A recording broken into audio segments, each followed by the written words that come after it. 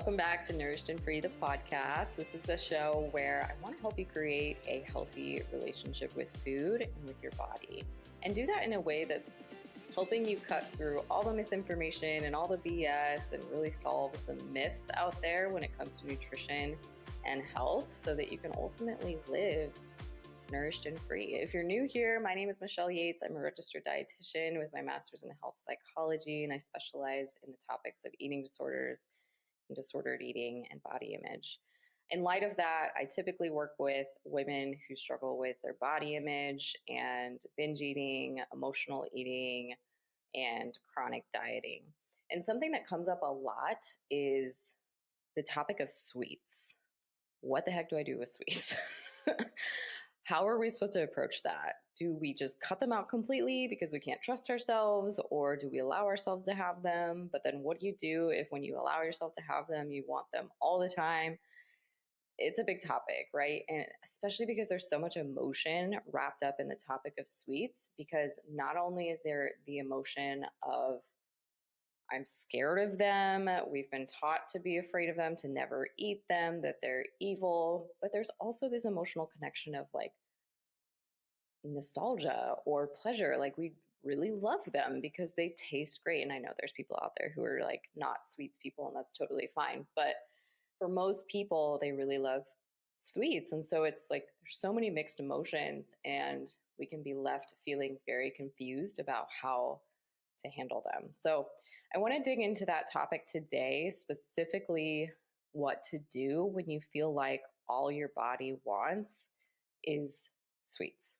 If you haven't subscribed to the show yet, be sure you do that so that you never miss an episode. And if you haven't left a rating or review, that would mean the world to me. It's so helpful, and it's completely and utterly necessary in order for me to get into the charts of podcasts. And, nutrition is a competitive field, especially with podcasting. There's a lot of nutrition podcasts. So if you can support my show by leaving me a rating or review, that would mean so, so much. And for all of you who have already done that, thank you times 1,000. It means so much. For anybody listening on Spotify, you can leave a review as well. It just looks a little bit different than if you're listening on Apple Podcast. You have to go to the homepage of the show and then click on either on the About tab or on the three dots, one of those options. I can't remember which. And then you'll have the option to rate the show. So if you could do that on Spotify, that'd be amazing.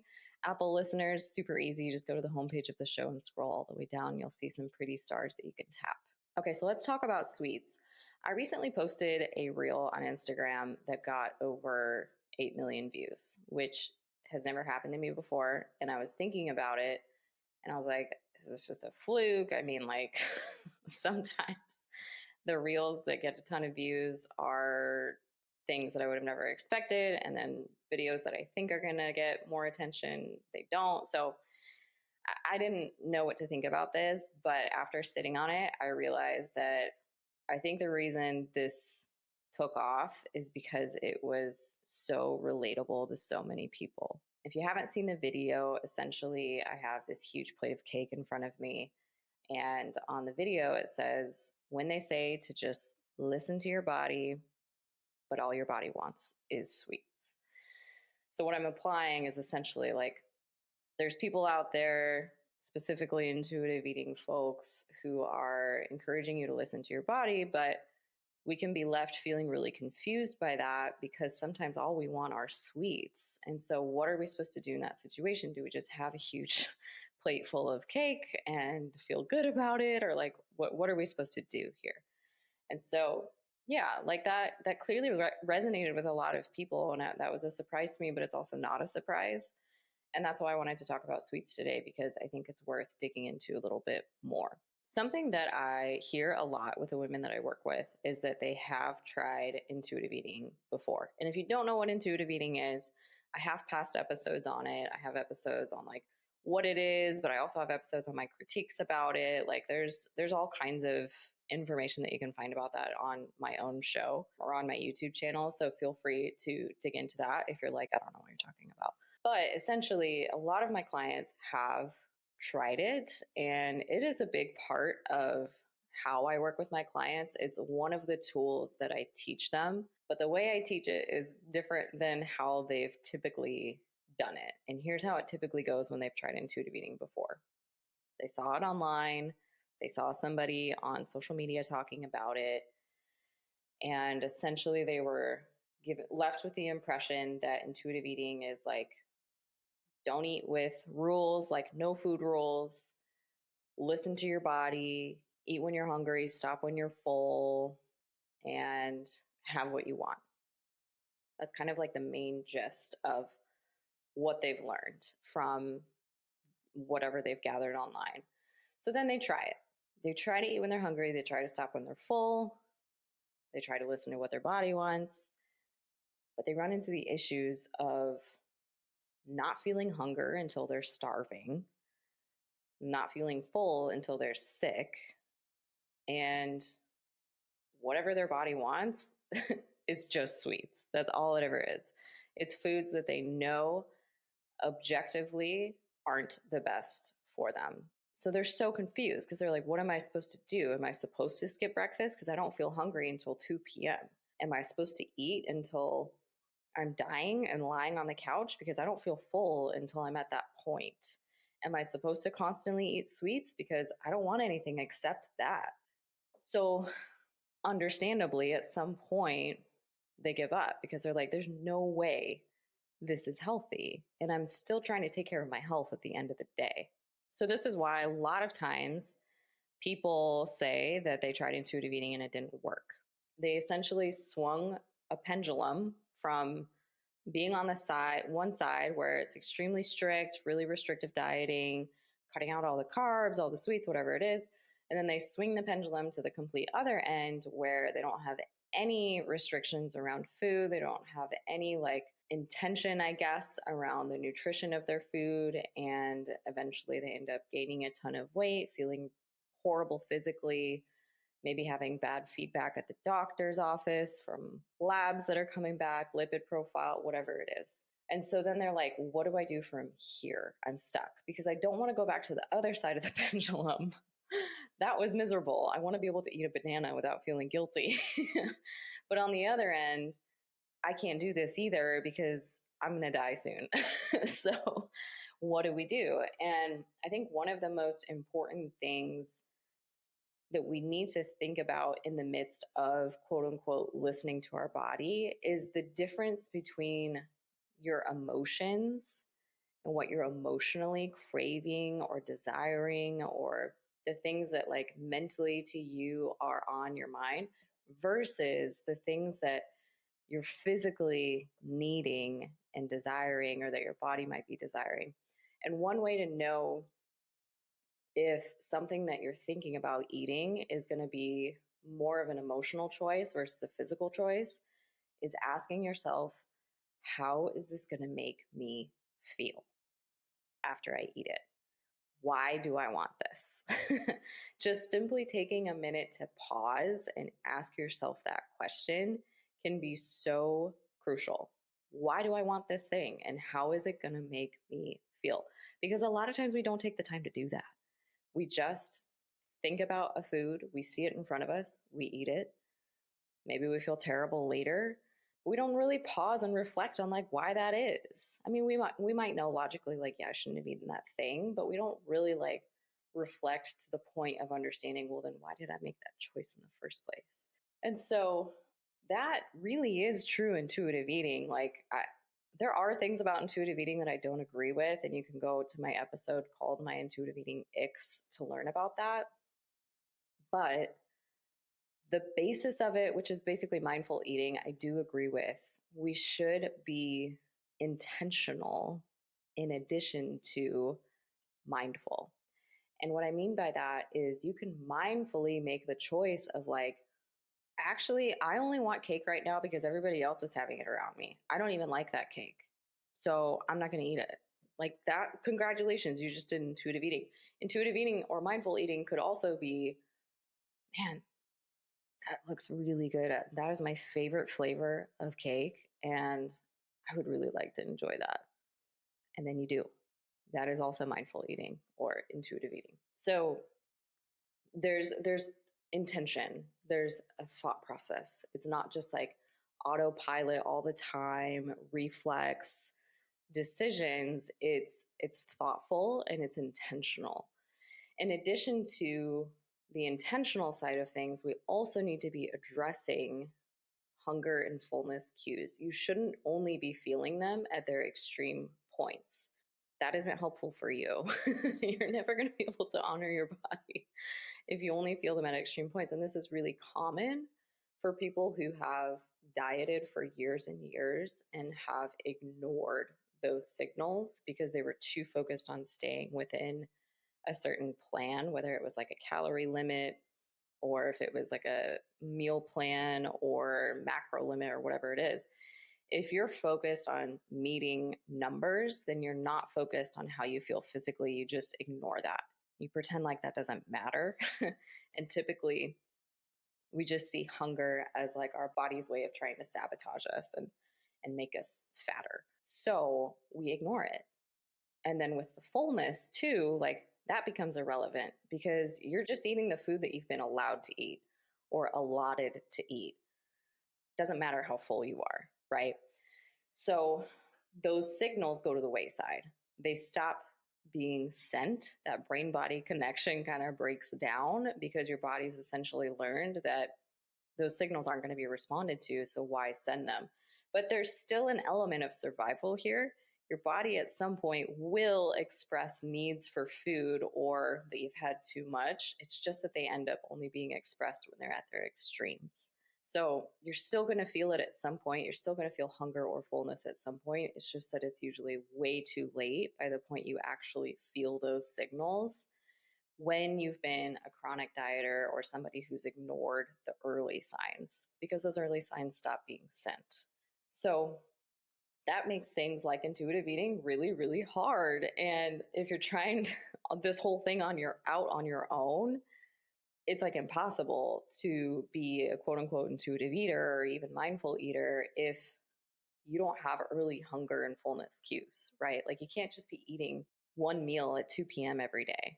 That's no way to live. And it's also super unhealthy. So you have to rehabilitate the body to restore those cues. And that's something that we do inside of my group coaching program. And I would say about half of the women, maybe more, need that rehabilitation period where we reinstate those early signs of hunger and fullness. Because otherwise, you're never going to be able to be somebody who just eats when they're hungry and stops when they're full if you only feel those signals when they're at their worst. And then something else that I think gets lost in this conversation of intuitive eating and just listening to your body is the topic of nourishing foods. You know, like food is still fuel at the end of the day. It's literally gas in the car. It is like if your car, the food is gas for your car, for you.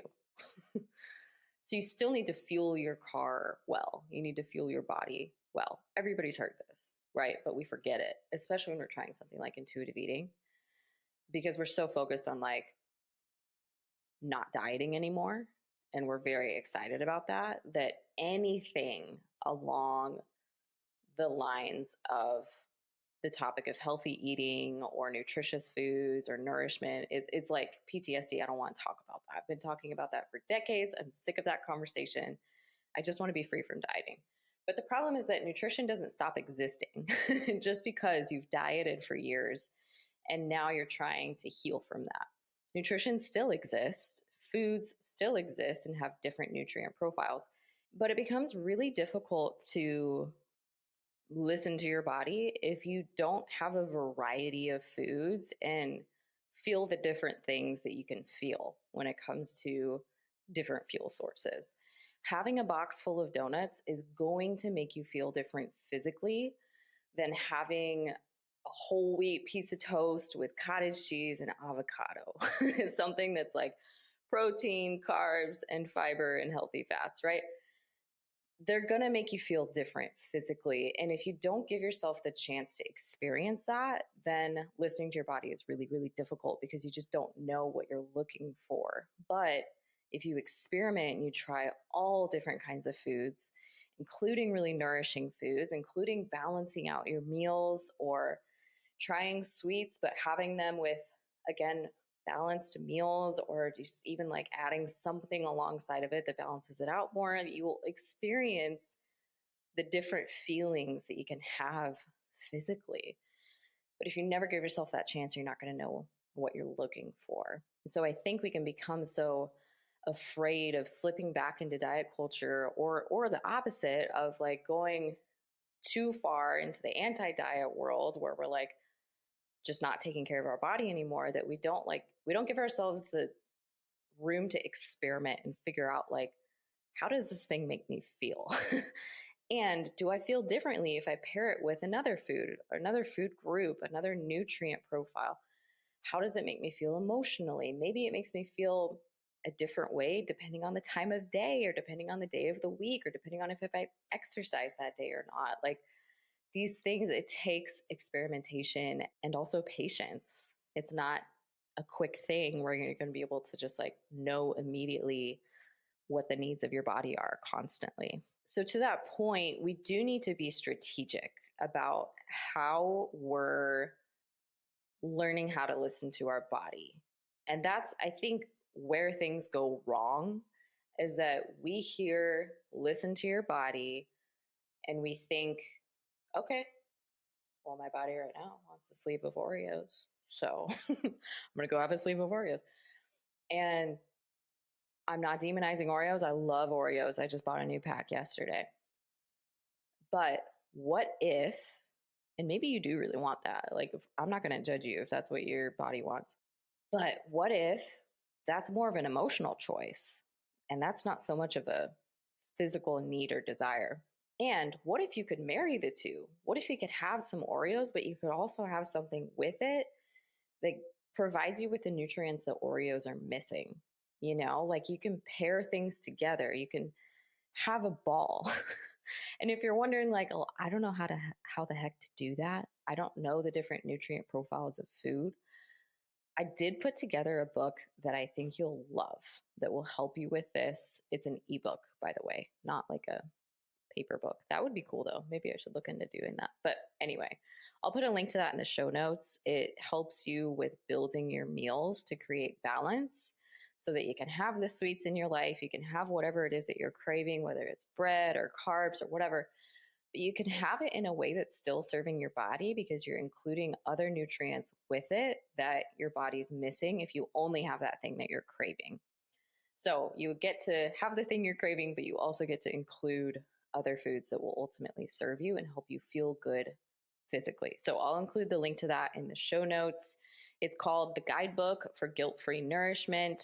It's $7, which is nothing when you think about a lifetime of being able to build your meals in a stress-free way. So yeah, I highly recommend it. It's also part 2 of a 3-part series of ebooks. I won't bore you with the details of the other ones, but if you struggle with like self-sabotage or struggle with your weight or how you feel about your weight or anything like that, you'll definitely want to snag the other books as well. And there's a bundle and save option. So you'll see all of the info about those books when you go to the link in the show notes. Again, I don't want to bug you or bore you with it now. So building your meals in a way that's balanced is going to be really essential in order to better learn the needs of your body and listen to it. And being able to differentiate, like, am I making an emotional decision right now, or is this more of a biological need right now? And if I want to follow through on that emotional decision because it's worth it to me, is there a way to also care for my biology in the midst of that? Maybe having a smaller portion, or maybe combining it with something else, whatever. And maybe not. Like, making an emotional choice with food from time to time is not going to kill you. Like, you can absolutely do that. The point is that we want to avoid it being every time. So just listening to your body can be kind of a pipe dream if you don't have the right tools or you don't have the right mindset around how to do that. But listening to your body can also be something that really helps you out and helps you decipher what to eat, when, how much of it, where. But you need to figure out how to actually listen to your body. You can't just listen to it and it's not like a friend calling you on the phone and giving you step-by-step instructions on how to fix something, right? Like, it's going to take time and practice to learn how to listen and what you're listening for.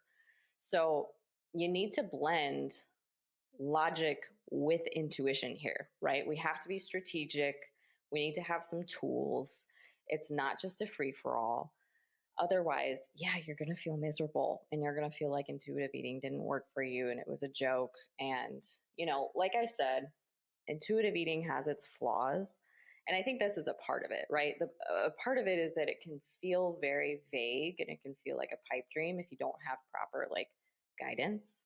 A lot of times people don't want to take the time or the resources to get guidance. And so that it ends up being something that ultimately was just another failed attempt. So hopefully you'll find that this episode was a helpful guidance in the right direction if you're wanting to stay away from really restrictive dieting or an emotional roller coaster with food, but you don't know how to do that without losing all control and going absolutely crazy with sweets. Hopefully you'll find that this was a helpful bridge to help you get to a place that you can meet the middle ground instead of being on either end of the pendulum.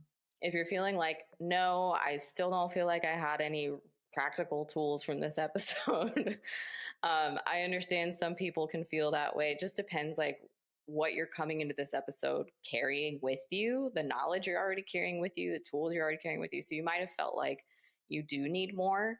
That's where I would recommend checking out the ebook and the show notes, checking out the whole set too, which you'll get more information on when you click on the link anyway. Or if you need professional support, you want professional support and you want community, like people who get it and who are on the same path as you, then I would recommend checking out my signature program, Nourished and Free, also Nourished and Free, same name as this podcast, and look into that, because sometimes doing it on your own just doesn't work for whatever reason. You need support, you need accountability, you need somebody cheering you on, pointing things out. Sometimes you just need a coach, and there's nothing wrong with that. So if you are somebody who identifies with that, you're welcome to check out my program, Nourished and Free. I'll put the link to that in the show notes as well. Fill out an application, takes 2 minutes, if that, and we'll reach out about possibly working together. I hope you enjoyed today's shorter episode. I would love it if you would tag me on socials, share this to your story, let me know that you're listening to it. You can tag me just at Yates Nutrition, and I would love to see you guys listening to it and hear your thoughts. Hope you have an amazing rest of your day, and we'll catch you on the next episode.